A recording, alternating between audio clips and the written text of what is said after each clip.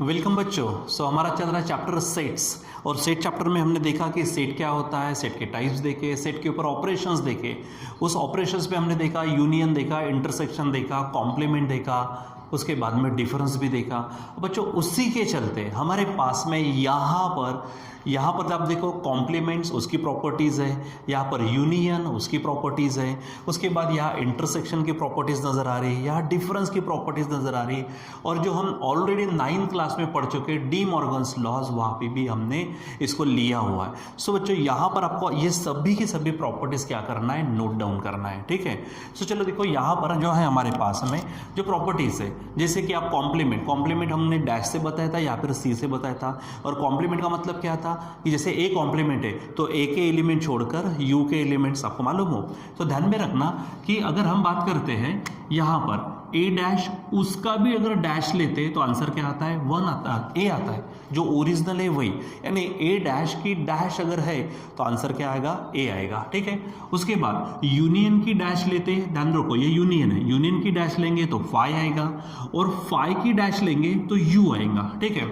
अगर आपको एग्जाम्पल लेना है तो जैसे पहली प्रॉपर्टी के लिए मैं एग्जाम्पल ले लेता हूँ। समझो ए में हमारे पास है 1 2 3 ऐसा कुछ है, मान लो। यू में हम ले लेते 1 2 3 4 5 ले लेते। उसके बाद मैं बी भी ले लेता हूँ यहाँ पर 2 3 4 ऐसा कुछ ले लो यहाँ पर, ठीक है। चलो अब जैसे ए डैश है, सबसे पहले तो हम ए डैश निकालेंगे। ए डैश निकालो तो ए डैश का मतलब क्या था, ए के एलिमेंट छोड़कर यू के, तो 1 2 3 छोड़ दो तो कौन लिखेंगे, 4 और 5 लिखेंगे। अब बच्चों मैं चाहता हूँ ए डैश की भी डैश, तो यहाँ पर ए डैश को छोड़कर यू के एलिमेंट्स, तो अब 4 और 5 को छोड़ दो, 4 और 5 को छोड़ो तो कौन मिलेगा, 1 2 3 मिलेगा, ठीक है। तो अब देखो ये 1 2 3 और कुछ नहीं है, ओरिजिनल ए है। इसीलिए अगर हम बात करते हैं डैश की डैश तो आंसर क्या आने वाला है आपका, ए आने वाला है, ठीक है। अब यू डैश की बात करते हैं, तो यू डैश की बात करते हैं तो मैंने देखो ए डैश की बात की तो ए के छोड़कर यू के, खुद अगर जब आप यू डैश की बात करेंगे तो यू को छोड़कर यू के बोलेंगे, तो यू में 5 है तो उन 5 को छोड़ दो तो कुछ नहीं बचेगा, कुछ नहीं बचेगा मतलब आंसर आएगा एम्प्टी, ठीक है। सो ये ध्यान में रखो। सेकंड, उसके बाद फाइव डैश है, तो फाइव डैश का मतलब क्या है, वैसे भी तो 5 में कुछ होता नहीं, ठीक है। एक्चुअली 5 में कुछ नहीं होता। अब उसको अगर छोड़ दो और यू के एलिमेंट्स, तो 5 को छोड़ दो, कुछ नहीं को छोड़ दो और पूरे के पूरे यू के एलिमेंट्स आएंगे, मतलब 1 2 3 4 5 इस तरह से आ जाएंगे। तो 5 डैश है तो आंसर क्या आएगा, यू। अगर आपने यू डैश लिया तो आंसर क्या आएगा, 5, ठीक है। फिर उसके बाद ए सबसेट ऑफ बी है, then B dash subset of कौन हो जाएगा, ए डैश हो जाएगा, ठीक है। ये हमारे कॉम्प्लीमेंट के लिए ध्यान में रखना, ठीक है। सो उसके बाद में आगे बढ़ते हैं, वहाँ पर आपको जो प्रॉपर्टीज़ मिल रही है वो प्रॉपर्टीज़ किसकी है हमारे पास में, ये इसके यूनियन की है, ठीक है। सो कुछ चीज़ें डायरेक्ट भी ध्यान में रख लो तो हो जाता, ठीक है। अब यहाँ पर एग्जाम्पल लेकर हर एक चीज़ समझाओ ऐसा ज़रूर नहीं, क्योंकि आना ही है। जैसे मैंने एग्जाम्पल ये थोड़ा सा समझाने के लिए एग्जाम्पल से बताया कि सचमुच सर ऐसा होता क्या, तो हाँ होता है भाई, होता है। अगर आपको और एक आधी प्रॉपर्टी चेक करनी तो आप यहाँ पे एक आधी प्रॉपर्टी चेक कर सकते हो। ए सबसेट अगर बी है तो बी डैश सबसेट किसका होगा, ए डैश का, ठीक है। आप वहाँ पे चेक कर सकते हो, ठीक है। घर में कोई भी, जैसे मैंने एक आधा एग्जाम्पल ले लिया, आप भी घर में ऐसे अपनी ही मन से कोई भी एग्जाम्पल ले लो, ठीक है, और उसमें आप चेक करके देखो कि करना क्या है। सिंपल जो दिया है, जैसे ए सबसेट बी है, इसका मतलब ए को थोड़ा छोटा ले लेना और ए के पूरे एलिमेंट्स बी में आने चाहिए, ऐसा एक आधा एग्जाम्पल लेना, और फिर उसका ए डैश निकालना, बी डैश निकालना और चेक करना, you will get the B dash subset of A dash. ये ध्यान में रखो और मिलता ही है, ठीक है। चलो अब हमारे पास में देखो ये प्रॉपर्टीज किसके लिए, हमारे कॉम्प्लीमेंट के लिए। यहाँ पर सेकंड है हमारे पास में यूनियन के लिए, तो properties of union of sets A B C, कोई भी 3 सेट अगर है हमारे पास उसके लिए प्रॉपर्टीज ध्यान में रखो। अगर ए का फाई के साथ में यूनियन लेंगे तो आंसर ए आएगा, ठीक है। ए का फाई के साथ यूनियन लेंगे तो आंसर क्या आएगा, ए आएगा, ठीक है। उसके बाद ए का खुद यूनिवर्सल, देखिए यूनिवर्सल सेट देखा हमने, ठीक है। यूनिवर्सल के साथ लेंगे तो यू आएगा, इसको आइडेंटिटी फॉर यूनियन कहते हैं, अगर बड़ा वही आ रहा है तो, ठीक है। यानी ए यूनियन यूनिवर्सल सेट तो आंसर आएगा यूनिवर्सल। ध्यान दो, ये यूनियन का सिंबल है और ये यू जो है ये यूनिवर्सल सेट का है, ठीक है। यहाँ पर ए यूनियन फाई लिया तो ए आएगा, ए यूनियन यूनिवर्सल सेट लिया तो आंसर आएगा यूनियन, यानी सॉरी यूनिवर्सल, जो बड़ा रहेगा वो, ठीक है। तो आइडेंटिटी फॉर यूनियन। उसके बाद आगे पीछे अगर होता है, आगे पीछे होना उसको बोलते हैं हम कम्यूटेटिव प्रॉपर्टी। अब बोलेंगे जैसे एग्जांपल, जैसे अब हम 3+2 लिखेंगे तो 3+2 कितना होता बच्चों, 5 होता।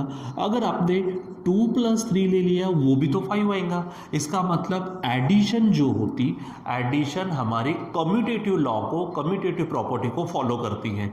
यानी अगर आपने 3+2 लिखा ना 2+3 लिखा कोई फर्क नहीं पड़ता।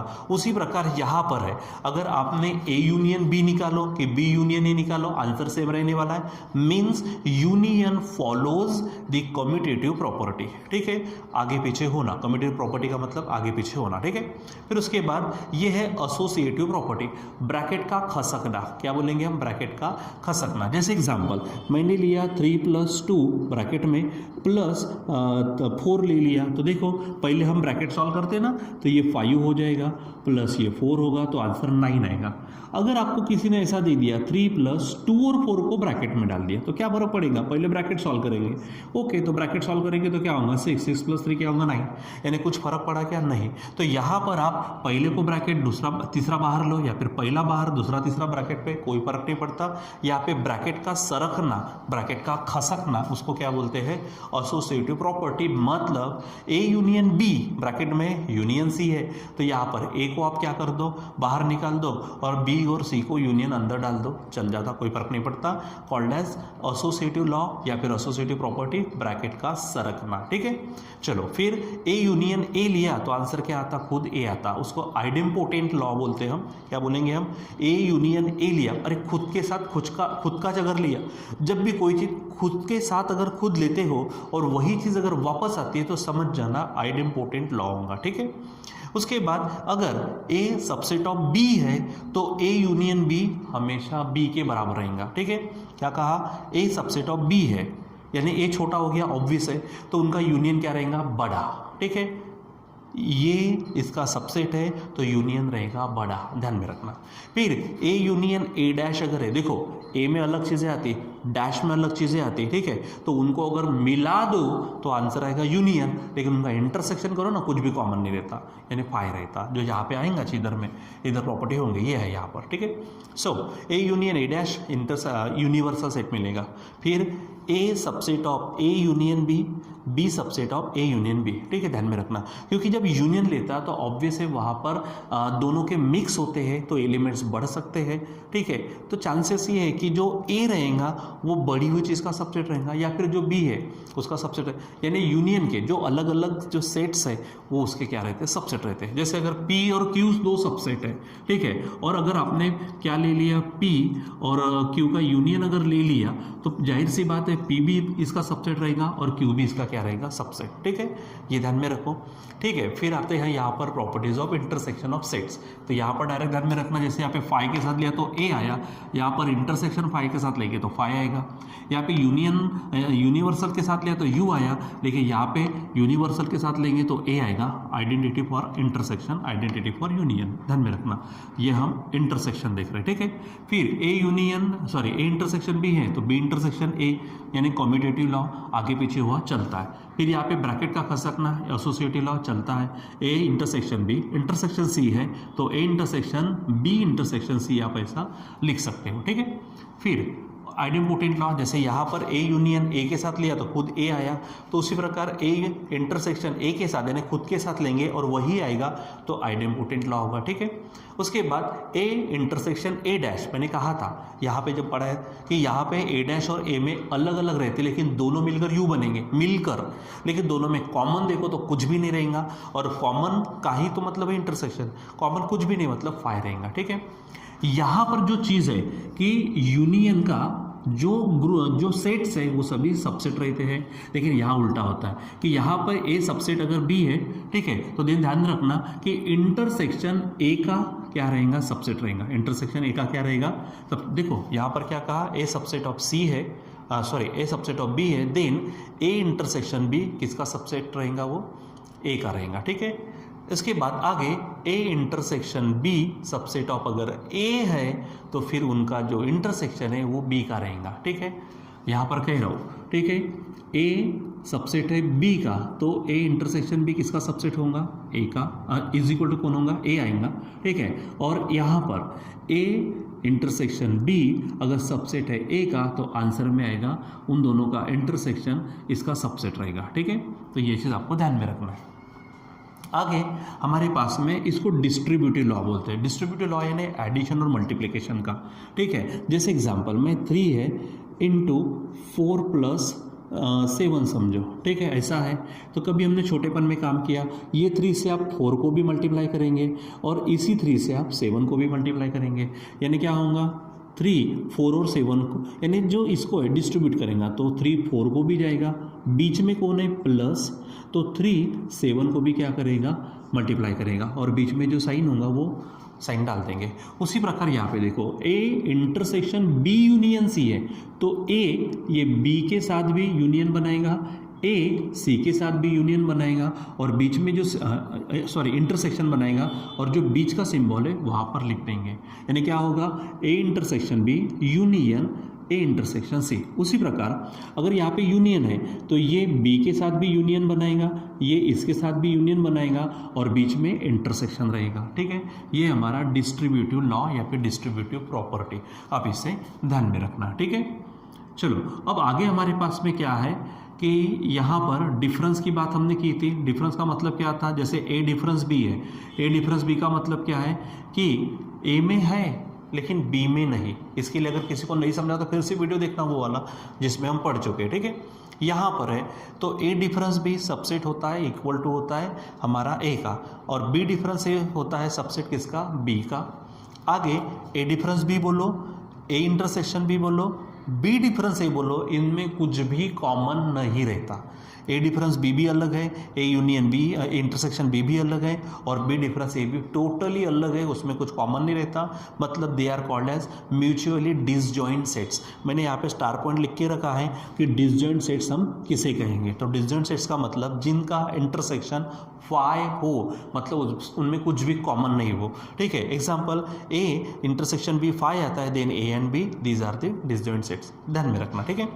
तो ये चीज़ क्या कि ए डिफरेंस बी डिफरेंस ए और उनका इंटरसेक्शन ये म्यूचुअली डिसजॉइंट सेट्स रहते हैं, ठीक है। अब ए डिफरेंस बी है is equal to A intersection B dash. देखो ए डिफरेंस बी है तो किसके इक्वल बनता है, ए इंटरसेक्शन बी डैश के।